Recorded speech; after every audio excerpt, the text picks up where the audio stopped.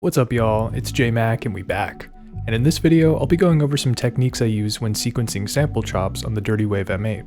We'll start with the basics like adding notes to the sequence and useful effects for getting your chops sounding right, and I'll also talk about some other useful parameters like adjusting the pitch of all the sample slices and how to add attack on them. And I'll also share a strategy I use for identifying the slices I want to work with.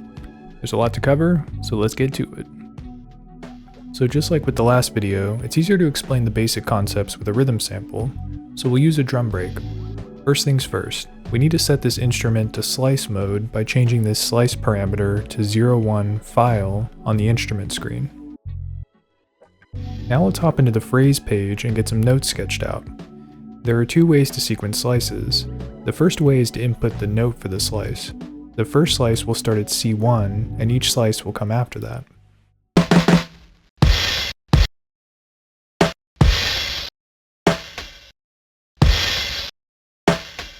And the second way is to use the slice FX command to trigger the desired slice number.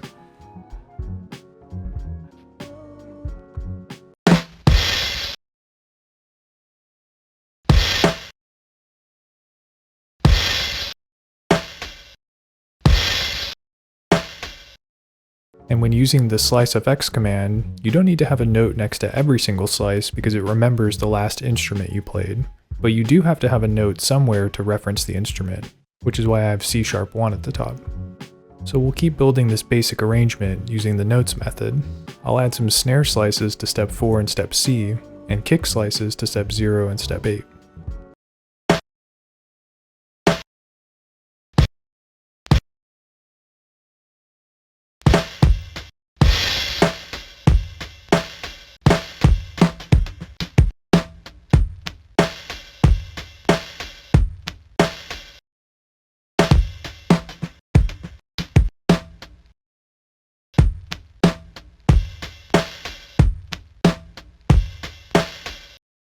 Now let's add some slices in between these.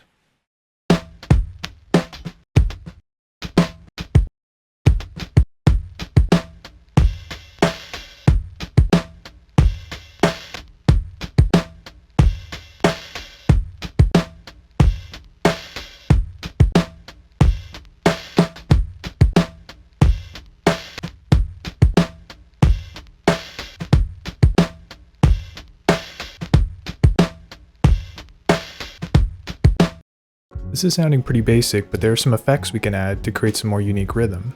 One way is to use the del or del command, which allows you to adjust the timing of the note by a certain number of ticks. There are 6 ticks in each step, and the number you set for the del effect will push the note back that many ticks.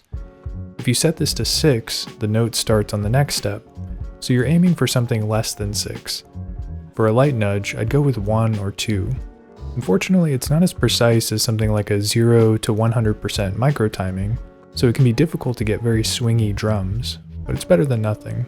I'm going to use it to push this last note in my sequence back a little bit so it triggers later.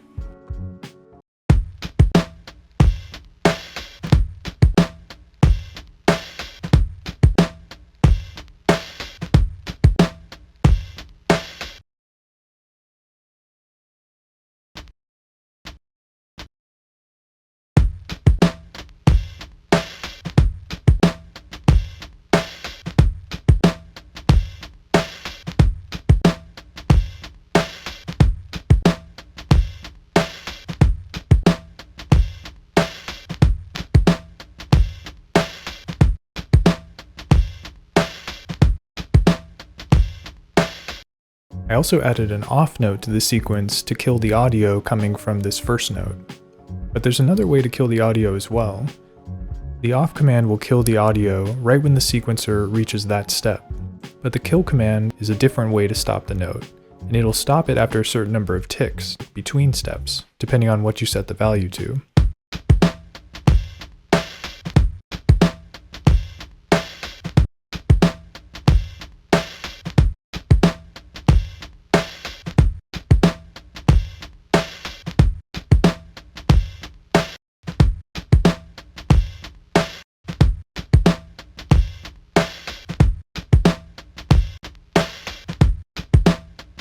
Okay, this is starting to sound groovy, but let's add some variation by cloning the phrase and then making some changes to the clone version of it.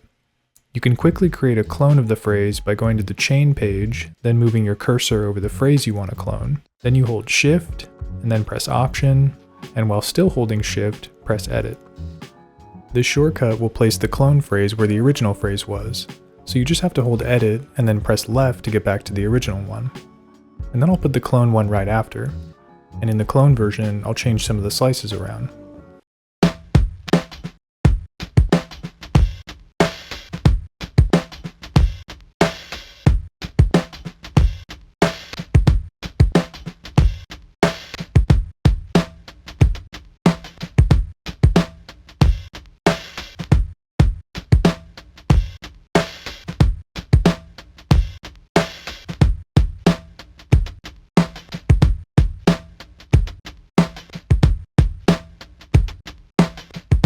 Now we've got a 2-bar drum loop instead of a 1-bar loop, so the pattern is a little more dynamic and interesting.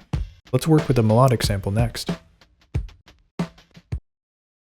Quick note here, sequencing melodic chops on this device can be tough, because you don't have the dedicated buttons that certain hardware samplers have, like pads or other keys that you can use to play the notes back. You kind of just have to throw stuff into the sequencer and see what sticks. But there is a trick I use to quickly listen to all the chops and identify the ones I want to structure a song around. Let's check it out. Okay, before we get into the technique, I want to show how to do one basic but important thing, which is adding a tack to the start of the slices to get rid of any pops at the beginning of them. So first I'll make a short phrase with some chops to demonstrate this.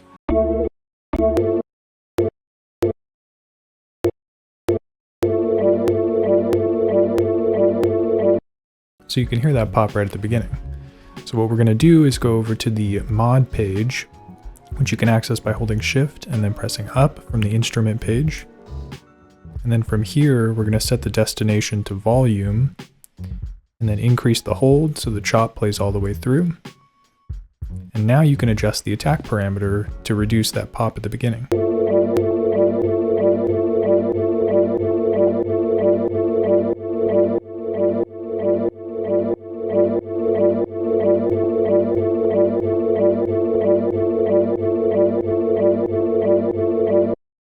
Okay, now let's get to the technique. Basically what I want to do is create some phrases that have all the sample chops on them sequenced one step after the other. Once I've got those set, I can move between each slice quickly and preview it by holding the edit button down. This allows me to hear each chop and listen for things that I like. And when I find a chop that's interesting, I check the note number, and then I can add that to a separate phrase.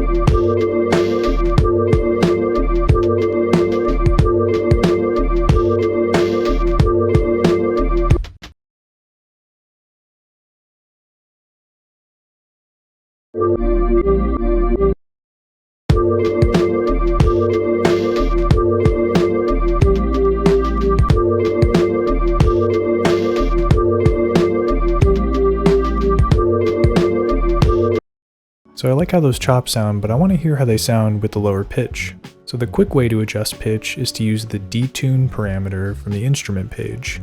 Each course edit of this parameter will bring the pitch up or down by 1 semitone, for a range of -8 to +8 semitones.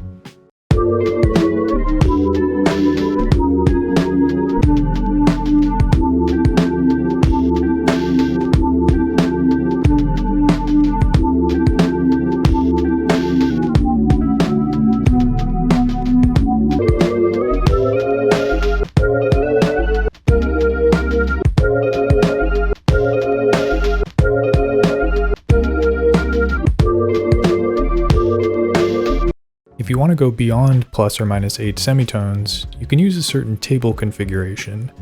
Tables are complicated, so I'll spare you my limited understanding of them and just explain the 3 settings you need to enable to adjust the pitch of all the sample slices in your instrument. So the first setting is the table tick. You'll need to change this to 0. Then you'll go to the table page by holding Shift and then pressing right. And from here, there's just 2 commands you need to enter in the effects column. The first is pitch, and the second is hop. And you'll want to make sure hop is set to 0. And now when I change the pitch using this parameter, it'll adjust the pitch of the slices.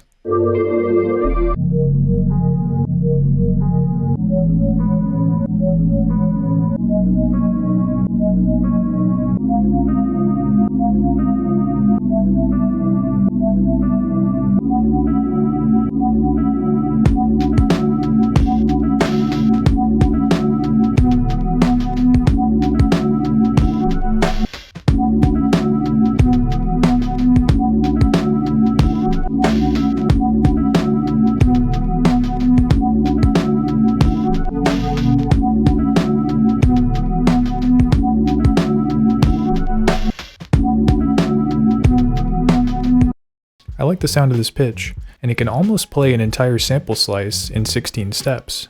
But you can see the sample stops around step D or step E, it looks like.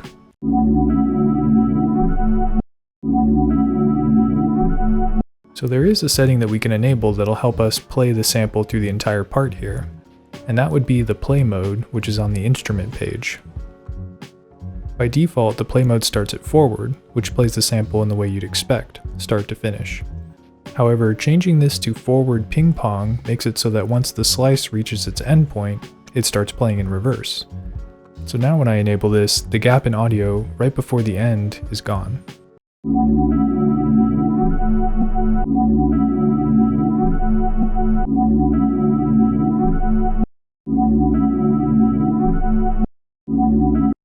And there's a similar technique you can use to extend samples, which is using an effect called play mode. So basically you can set a command in the sequence that does something similar to what we just did.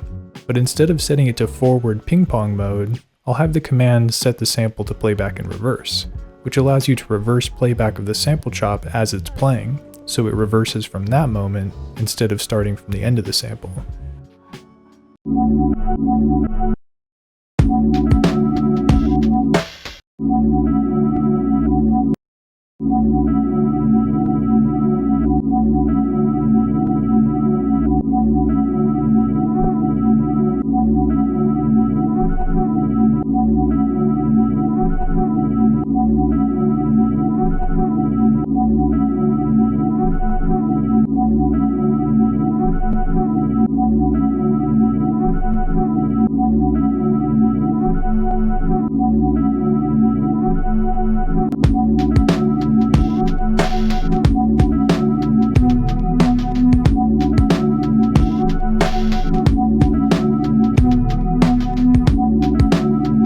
I use this kind of technique a lot with long melodic one-shots, like synth sounds, but it works well on sample chops as well.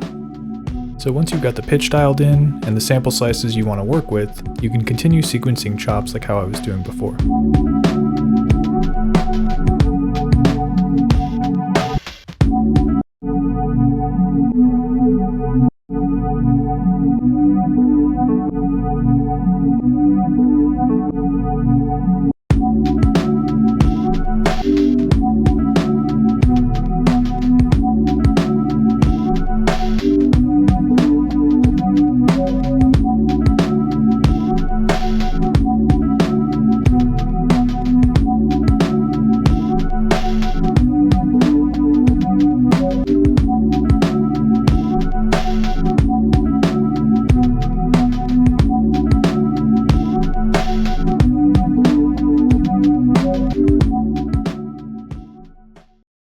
So those are the basics of sequencing sample chops in the Dirtywave M8. As you saw, it can be a little bit tricky finding the right slices that work together and creating a pattern. It involves a lot of trial and error, so I definitely recommend pairing this device with an external controller, so you have some expressive playback options and you can audition sample slices while the sequencer is playing. And believe it or not, there are even more ways to trigger the playback of slices and samples. I recommend checking out this video by Softer, who goes over a time stretching and sample slice playback method involving a low frequency oscillator. It's pretty interesting stuff. Well, that does it for this video. Thanks for watching. See you next time.